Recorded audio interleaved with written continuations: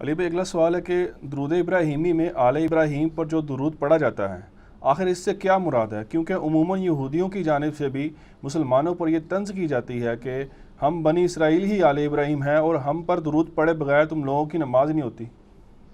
آپ یہودیوں کی بات کر رہے ہیں، ہمیں تو مسلمان میں جو بنو اسماعیل ہیں نا ہاشمی، وہ کہتے ہیں دیکھو جی نماز ہے تو ساڑھے تو درود پڑھ دو، آل محمد درود پڑھے بغیر تھوڑی نماز ہی نہیں ہوتی۔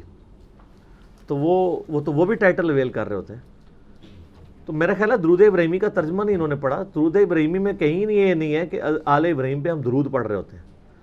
اس کا ترجمہ یہ ہے کہ اللہم صلی علی محمد وعلی آل محمد، اے اللہ درود بھیج، رحمت بھیج محمد صلی اللہ علیہ وآلہ وسلم پر اور ان کے اہل بیت پر، جیسا کہ تو نے درود بھیجا تھا، پاسٹ ٹینس کا سیغہ ہے، ابراہیم اور آل ابراہیم پر۔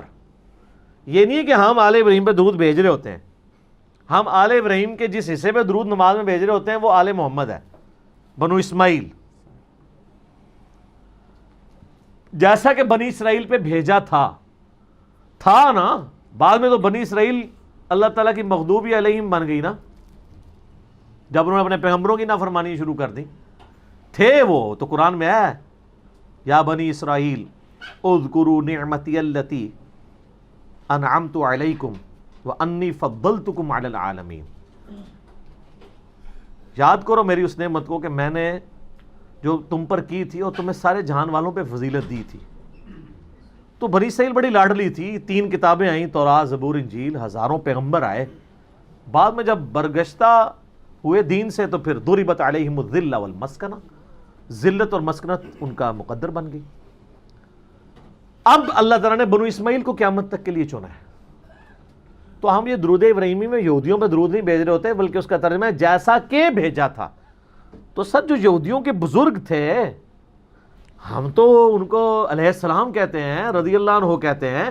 حضرت عیسیٰ یہودی تھے، یہودی نسل تھے نا، ان پیغمبروں کی ہم عزت کرتے ہیں۔ حضرت داؤد علیہ السلام، حضرت سلیمان علیہ السلام سب یہودی نسل تھے، ان کے جو صحابہ تھے ہم ان کی عزت کرتے ہیں۔ لیکن اگر وہ کہتے ہیں آج کے یہودیوں پہ ہم درود پڑھ رہے ہیں تو ان پہ پڑھ نہیں رہے، ہم کہہ رہے ہیں جیسا کہ اے اللہ تو نے ان پر درود بھیجا تھا۔ اور درود کیا تھا کہ اللہ تعالیٰ نے بنو اسرائیل کو چنا تھا، ان پہ اپنی رحمت کی تھی، ان میں پیغمبر بھیجے، کتابیں بھیجی، من و سلوہ، ان کو جنتی خوراکیں کھلائیں۔ آج تک اس کے اثرات باقی ہے، دیکھ لیں یہودی بڑے خوبصورت ہوتے ہیں، ان کے باپ اجداد نے جنتی خوراکیں کھائی ہوئی ہیں۔ جس طرح آپ کے پیر جو ہیں وہ اچھی خوراکیں کھاتے ہیں، اے سی میں رہتے ہیں تو وہ بھی بڑے خوبصورت ہوتے ہیں، چٹی چمڑی ہوتی ہے۔ تو اس طریقے سے یعنی اثرات تو ہوتے ہیں۔ تو یہ ہم ان کے اوپر درود نہیں بھیج رہے ہوتے، بلکہ ایک پاسٹ ٹینس کے سیغے کا ذکر کر رہے ہوتے ہیں۔ ٹھیک ہوگا؟ اچھا، اس میں سے وہ افضلیت والا ایشو بھی نکالتے ہیں ایک، کیا کہ جی آل ابراہیم جو ہے افضل ہے، اسی لیے اس کا ذکر آیا کہ اس طرح سے درود پڑھیں جیسے آل ابراہیم پر درود پڑھا۔ تو اس کے لیے پھکی ان سے لے لیں ہم سے کہ ان کو کہیں کہ اس طریقے پہ اگر یہ بات مان لی جائے تو کرسچنس کے لیے ہم کہیں گے وہی بنو اسرائیل ہے نا، کہ اللہ تعالیٰ نے کہا کہ عیسیٰ کی مثل حضرت آدم کی مثل ہے اللہ کے نزدیک۔ جی، تو پھر کیا وہ کہیں گے کہ حضرت آدم علیہ السلام حضرت عیسیٰ سے افضل ہیں کہ ان کی مثال کے طور پہ بیان کیا جا رہا ہے؟ اس میں افضلیت غیر افضلیت کا ذکر نہیں ہو رہا، بلکہ اس مماثلت کا ذکر ہو رہا ہے کہ جیسا کہ ان کو تو نے نوازا تھا ان کو بھی نواز۔ یہ نہیں ہے کہ جتنا ان کو نوازا تھا ان کو نواز۔ اب اس میں کئی چیزیں جو امت محمدیہ میں ٹرانسفر نہیں بھی ہوئی، مثلا بنو اسماعیل کو اللہ نے نبوت سے نہیں نوازا نبی صلی اللہ علیہ وسلم کے بعد، بنی اسرائیل پہ آل ابراہیم پہ تو نبی آتے گئے ہیں، یہ دروازہ تو بین ہو گیا نا۔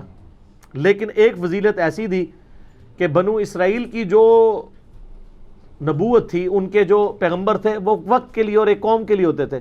بنو اسماعیل کے پیغمبر کو اللہ تعالیٰ نے پوری جہان والوں کے لیے بنایا اور قیامت تک کے لیے بنایا۔ تو جیسا کہ اس میں بات فضیلت کی ہو رہی ہے، اس کی انٹینسٹی کی نہیں ہو رہی، اس کی فارمز کی یا موڈز کی یا کیٹیگرائزیشن کی بات نہیں ہو رہی ہے۔ ٹھیک ہے، تو ہم تو کہتے ہیں، ہم تو مطلب افضلیت دیتے ہیں۔ اگر کوئی دینا چاہتا ہے کہ جی ہم حضرت عیسیٰ سے زیادہ محبت کرتے ہیں نبی علیہ السلام سے بڑھ کے، اور نبی علیہ السلام سے بھی محبت کرتا ہے، تو ہم اس کو کافر تو نہیں کہتے، ہم کہتے ہیں کسی پیغمبر کی نفی نہ کرے، لا نفرق بین احد من رسلی۔ ٹھیک ہے، اگر کرسچن کہتا ہے کہ میں محمد رسول اللہ کو بھی مانتا ہوں لیکن میری زیادہ عقیدت حضرت عیسیٰ کے ساتھ ہے، دین وٹ، کیا فرق پڑ جائے گا؟ یہاں تو سنی شیعہ حضرت علی و بکر کی محبت کے اوپر لڑ رہے ہیں، اس سے کیا دین کے اوپر فرق پڑتا ہے؟ اس سے بھی نہیں کوئی فرق پڑتا، اس سے بھی کوئی فرق نہیں پڑتا اس حوالے سے۔ باقی یہ ٹھیک ہے کہ نبی علیہ السلام نے کہا کہ تم مومن کامل نہیں ہوگے جب تک سب سے بڑھ کر نہ ہو جاؤں، ٹھیک ہے؟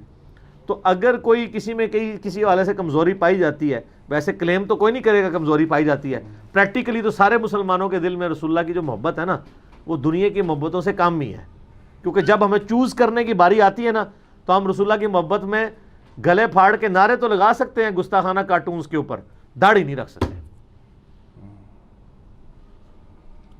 داڑھی رکھنے سے ہمیں کون سی چیز مانے ہوتی ہے؟ محبت کا تقاضا ہے۔ آج تک یہ جو نوجوان شیشے توڑ رہے ہیں، کسی نوجوان نے آ کے اعلانیہ نیت کی ہے کہ تم نے رسول اللہ کے کارٹون بنائے صلی اللہ علیہ وآلہ وسلم اور ان کی مبارک داڑھی میں بم دکھایا تو میں داڑھی کر آج سے پہلے نہیں رکھی تھی، میں ہوں رکھتا جے، چلو آ جاؤ نال ٹھوس۔ تو یہ جذباتی ڈاکٹرائن دکھتی ہے، علمی ڈاکٹرائن ذرا مشکل کام ہے، ٹھیک ہو گیا۔ اچھا علی بھائی اگلا سوال ہے کہ درود شریف میں آل محمد سے مراد کیا نبی صلی اللہ علیہ وآلہ وسلم کی اولاد یعنی اہل بیت ہیں، یا کہ روحانی اولاد کے طور پر پوری امت ہی اس میں داخل ہے؟ روحانی اولاد تو ہم ہیں، اس میں تو کوئی شک نہیں ہے۔ قرآن میں ہے نا، النبی اولیٰ بالمؤمنین من انفسہم وازواجہ امہاتہم، نبی علیہ السلام مومنین کی جانوں پر ان کی جان سے بھی بڑھ کر حق رکھتے ہیں، اور نبی کی بیویاں امت کی مائیں ہیں، تو لہٰذا نبی علیہ السلام امت کے روحانی باپ ہوئے اور ہم نبی صلی اللہ علیہ وآلہ وسلم کی روحانی اولاد ہوئے۔ لیکن ایز فار ایز درود شریف از کنسرن، تو اس میں آل محمد سے مراد نبی علیہ السلام کی روحانی اولاد نہیں ہے، بلکہ آپ کی بیگوٹن اولاد ہے۔ اور وہ غدیر خم کی حدیث میں زید بن ارقم نے بتایا وہ اہل بیت کون ہے: آل عقیل، آل جعفر، آل عباس اور آل علی۔ ویسے شیعہ تو صرف آل علی کو ہی لے کے چل رہے ہوتے ہیں، لیکن یہ سارے نبی علیہ السلام کا ہاشمی خاندان سب کے سب اہل بیت ہیں۔ درود ابراہیمی میں بھی آل محمد سے مراد اہل بیت محمد ہے صلی اللہ علیہ وآلہ وسلم، وہ قیامت تک جو ہاشمی خاندان ہے، کیونکہ صحیح بخاری میں یہ حدیث ہے کہ صحابہ نے کہا ہم نے آپ سے سلام تو سیکھ لیا، آپ ہمیں وہ درود سکھائیں جو ہم آپ اور آپ کے اہل بیت پہ پڑھیں۔ وہاں آل کا لفظ نہیں ہے، اہل بیت۔ تو آپ میں سے ہم میں سے کون بندہ ہے جو دعویٰ کرے گا کہ میں اہل بیت ہوں، سوائے وہ جو سید ہیں؟ غیر سید تو نہیں کہہ سکتا میں اہل بیت رسول ہوں۔ تو بخاری کے الفاظ ہیں آپ ہمیں وہ درود سکھائیں جو ہم آپ کے اہل بیت پہ پڑھیں۔ تو نبی علیہ السلام نے کہا کہ پڑھو اللہم صلی علی محمد وعلی آل محمد کما صلیت علی ابراہیم۔ تو آل کی ڈیفینیشن نبی علیہ السلام نے خود اہل بیت سے کی ہے۔ وہ کہتے ہیں دیکھیں قرآن میں آل فرعون کا بھی ذکر ہے، فرعون والے، تو یہاں آل محمد سے مراد محمد والے، تو محمد والے ہم بھی ہیں۔ یہ چیزیں سب اس وقت تک تھیں جب تک نبی علیہ السلام اسے کیٹاگرائز کر کے خود کلیئر نہ کرتے۔ اگر یہ بخاری کی حدیث نہ ہوتی نا تو آپ کرالری کے طور پہ بے شک پوری امت کو بیچ میں شامل کر لیتے، لیکن چونکہ نبی علیہ السلام نے اس کو کلیئر کٹ یہ بات کر دی ہے، آپ سے جو سوال ہوا ہے تو آپ نے اس میں اہل بیت کو ہی شامل کیا ہے، باقی لوگوں کو نہیں۔ باقی تو ہم اس کے ساتھ بہت کچھ لگا دیتے ہیں، وَأَصْحَابِهِ وَعُلَمَاءِ مِلَّتِهِ، وہ بھی بریلوی ہی و دیوبندی ہی۔ ظاہر ہے علماء ملتی جب کوئی بریلوی کہہ رہا ہوگا تو وہ اپنے علماء کو کہہ رہا ہوگا، دیوبندی علماء کو علماء ملتی نہیں کہہ رہا ہوگا، ٹھیک ہے نا جی۔ اور پھر آگے وہ کہتے ہیں اولیاء امتی ہی، اولیاء بھی اپنے فرقے کے۔ تو بس ادھر تک ہی رہے ہیں، اللہم صلی علی محمد و آل محمد، ٹھیک ہے۔ باقی رہ گئے ادر دین اہل بیت جو لوگ فوت ہو چکے ہیں، ان کو ہماری دعاؤں کا حصہ ویسے ہی مل رہا ہے، وہ تو ہم پہ واجب ہے۔ ربنا اغفر لنا ولاخواننا الذین سبقونا بالایمان، اہل ایمان کی نشانی ہے کہ وہ اپنے مرے ہوئے لوگوں کے لیے دعا کرتے ہیں۔ تو ہم دعا جب کرتے ہیں اللہم ربنا آتنا فی الدنیا حسنہ وفی الآخرۃ حسنۃ وقنا عذاب النار، پوری امت کے لیے دعا ہو رہی ہوتی ہے۔ لیکن درود کے اندر آل محمد سے مراد اہل بیت ہیں، بخاری میں واضح موجود ہے۔ اب مجھے کوئی عربی لنگوسٹک کی جتنی مرضی کہانیاں کرائے، اس کا اینڈ رزلٹ تو ہے کہ نبی علیہ السلام نے اس کو ڈیفائن کرنا ہے نا۔ اس طریقے سے اگر آپ رزلٹ نکالنے شروع کریں گے، آپ جو مرضی نکالتے رہیں، عربی لنگوسٹک کے اوپر آپ جائیں گے تو پھر بہت معاملات خراب ہو جائیں گے۔ اصطلاحاً معنی جو چل رہے ہوتے ہیں وہی لینے ہوتے ہیں، اور جب نبی علیہ السلام اس کی خود تشریح فرما دیں پھر تو کسی کی جرت نہیں ہے کہ وہ یہ بات کر جائے۔ مثال کے طور پر اردو میں ہم شوربہ لفظ جو استعمال کرتے ہیں، فارسی کا لفظ ہے نا. اگر میں کہوں میں نے شوربے سے روٹی کھائی تو آپ سمجھ جائیں گے یا تو وہ چکن کا شوربہ ہوگا یا آلو مٹر کا شوربہ ہوگا, یہی سمجھیں گے نا. لیکن فارسی لنگوسٹک میں شوربے کا مطلب ہوتا ہے, لنگوسٹک میں اصطلاح میں یہی مطلب ہے فارسی میں بھی شوربے کا. شور کہتے ہیں نمک کو, با کہتے ہیں پانی کو, نمک والا پانی. تو آپ اگر میں کہوں میں شوربے سے روٹی کھائی تو آپ یہ کہیں گے کہ علی بھائی نے ایک کولی میں تھوڑا سا نمک لیا, اس میں پانی ڈال کے گھول کے کھائی, ایسے تو نہیں کہیں گے, کیونکہ اصطلاحاً اس کا مطلب کچھ اور ہے. یہی کھلواڑ غلام پرویز نے کیا ہے. اس نے قرآن کی اس کو لغت ہی لادا لکھنی پڑ گئی, اسی لیے آپ کو پتا ہے اس نے اپنی لغت لادا لکھی ہے. غلام پرویز کو منکرین حدیث کہنا, یہ اس کو آپ کلین چٹ دے رہے ہیں. ایک بندہ جو ہے وہ زکام کا مریض ہے اور ساتھ اسے بلڈ کینسر بھی ہے, تو آپ یہ کہیں گے کہ یہ زکام کا مریض ہے؟ آپ اس کی بڑی بیماری کا ذکر کریں گے جو جان لیوا ہے. غلام پرویز کی منکرین حدیث ہونا یہ چھوٹی بیماری ہے, وہ اصل میں منکر قرآن تھا. منکر حدیث بات کی بات ہے, اس نے قرآن کی تعریف کی ہے, قرآن کے الفاظ اسی طریقے سے خود اپنا لقمہ ان کے منہ میں ڈالا ہے, اور جہاں جہاں پھر وہ چوری کرتا ہے تو پکڑا جاتا ہے. اگر میں آپ سے کہوں کہ جب سے میں نے بریانی کھائی ہے میرے سینے میں آگ لگی ہوئی ہے, تو میرا بچہ بھی اس آگ سے مراد فائر نہیں سمجھے گا جو لکڑی سے لگتی ہے, بلکہ اصطلاحاً مانا لے گا جلن. لیکن اگر آپ کہ نہیں جی وہ اردو کی ڈشی میں آگ کہتے ہیں جو لکڑیوں سے جلائی جاتی ہے, تو یہ اصل میں وہ والی آگ کا ذکر کر رہے تھے, آپ کو سمجھ نہیں آئی ہے, تو اس کے لیے پھر آپ کو زیادہ لغت لکھنی پڑے گی. یہی غلام پرویز نے کیا ہے قرآن کے ساتھ, اور سب سے بہتر رد ان کا کیا ہے جاوید احمد غامدی صاحب نے. فکر پرویز کی خرابی, یوٹیوب پہ ایک کلپ ہے 1989 کی ان کی ویڈیو ریکارڈ ہے, آلموسٹ آج سے 30 سال پہلے, اس زمانے میں. تو اس میں انہوں نے اس طرح کی چیزیں ہائی لائٹ کی. تو اس طرح کی یعنی کھلواڑ نہیں الفاظ کے ساتھ کرنا چاہیے. آل محمد سے مراد وہی ہے جو نبی علیہ السلام نے خود ڈیفائن کر دیا. تو آپ اس میں اب جتنے لوگ منکرین نماز ہیں وہ بھی کہتے ہیں کہ جو قرآن میں ہے نماز قائم کرو, اس سے مراد نماز پڑھنا نہیں ہے, یہ اور ہی مطلب ہے. وہ اس طرح نہیں ہوتا. اس طرح کے الفاظ کو لے کے نبی علیہ السلام ہمارے ٹیچر بنا کے اس لیے بھیجے گئے ہیں کہ کوئی شخص اس میں کھلواڑ نہ کرنا شروع کر دے.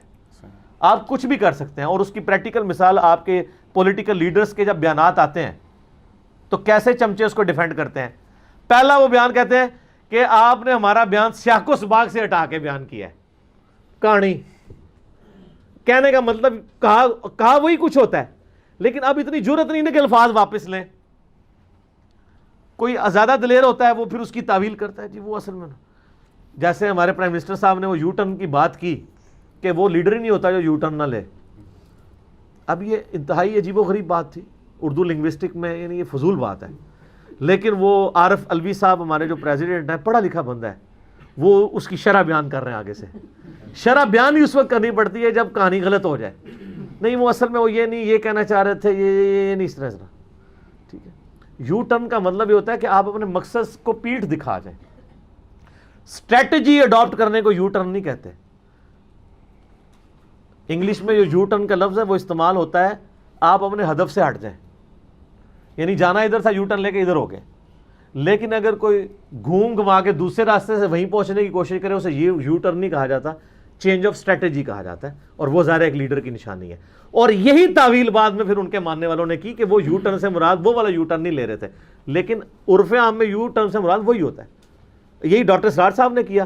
ڈاکٹر سراج صاحب اکثر وحدت الوجود, میں کہ سر تسی وحدت الوجود, جب میری ملاقات ہوئی 2008 کے اندر, وہ کہتے ہیں انجینئر صاحب میرا وحدت الوجود وہ نہیں ہے جو صوفیوں والا ہے, وہ ڈاکٹر اسرار کا وحدت الوجود کوئی اور ہے. اور میں نے کہا جی جب وحدت الوجود آپ بول رہے ہیں تو وہی مانا جائے گا جو اسٹیبلش ہے عرف عام میں. لہذا جو ٹرمز ایز اے ٹرمز استعمال ہو رہی ہوتی ہے نا, یا تو آپ جب بیان کریں تو اس کے لیے پھر کوئی اور ٹرم ڈیوائز کریں. جیسے میں نے دیکھیں اپنی ذاتی ٹرمز ڈیوائز کی ہیں. بابی, وابی کے مقابلے پہ بابی, کہ نہ میں وابی نہ میں بابی, میں ہوں مسلم علمی کتابی, بابوں کا دفاع کرنے والا. اب میں نے کسی کی ٹرم تو چوری نہیں کی نا, بابی ایک ٹرم ڈیوائز کی ہے تو مجھے حق ہے. آپ نے اگر کوئی نیا کنسیپٹ دینا آپ اپنی ٹرم ڈیوائز کریں اور وہ پھر بتائیں, لیکن جب آپ وہی والی ٹرم یوز کریں گے پھر اس میں نقصان ہو جائے گا. ٹھیک ہے. اچھا نبی آپ نے اہل بیت کا ذکر کیا، اس میں ایک پوائنٹ ہے وہ کلیئر کر دیں کہ حدیث قصہ کے اندر صحیح مسلم کے اندر جو اہل بیت ہیں وہ وہی ہیں جو پانچتن پاک کا کانسیپٹ دیا جاتا ہے، اور جب کہ آپ نے غدیر خم کی حدیث بیان کی اس میں اہل بیت سے مراد جو ہے یہ دو ڈیفرنٹ چیزیں آپ کمپیئر کر رہے ہیں نا. یہ تو اہل بیت کہا گیا نا دونوں. نہیں وہ تو اہل بیت ہے نا. یہ تو آپ اس طرح کہہ رہے ہیں اگر کسی اور حدیث میں آتا نا اس وقت تو انہوں نے اہل بیت ہونا تھا نا. حضرت حسن حسین کی شادی ہو کے ان کے بچے تو نہیں ہوئے ہوئے تھے نا, انہوں نے اہل بیت ہونا تھا نا. باقی نبی علیہ السلام کے جو باقی خاندان کے لوگ ہیں وہ اس میں الٹیمیٹلی شامل ہیں. غدیر خم کی حدیث میں اہل بیت, قرآن اور اہل بیت کا جو ذکر آیا صحیح مسلم کی, تو زید ابن ارقم نے خود ڈیفائن کیا نا کہ اہل بیت سے مراد کون سے ہیں, اور اس میں انہوں نے نبی علیہ السلام کی بیویوں کو بھی خارج کر دیا. انہوں نے کہا کہ جو یہ اہل بیت ہیں یہاں اہل بیت سے مراد حضور کی بیویاں نہیں ہیں, بلکہ اس سے مراد وہ ہیں جو نبی علیہ السلام کے دودھ کے رشتے کے لوگ ہیں جن پر قیامت تک کے لیے صدقہ حرام ہے, اور وہ ہیں آل عقیل, آل جعفر, آل عباس اور آل علی. اچھا مجھے بتائیں, یہ شیعہ سے ذرا پوچھیں, یہ مسلم بن عقیل اہل بیت نہیں تھے؟ اہل بیت جب وہ کہتے ہیں جی اہل بیت کے اتنے لوگ شہید ہوئے, اس میں مسلم بن عقیل کو, تو مسلم بن عقیل تو آل علی تو نہیں ہے, عقیل تو بڑا بھائی تھا مولا علی کا. ان کی ڈاکٹرائن میں تو پھر وہ بھی فارغ ہو جائے گا اہل بیت سے, وہ ماننا پڑے گا. تو یہ ان کی بات بالکل غلط ہے. نبی علیہ السلام کے خاندان کی بات ہو رہی ہے.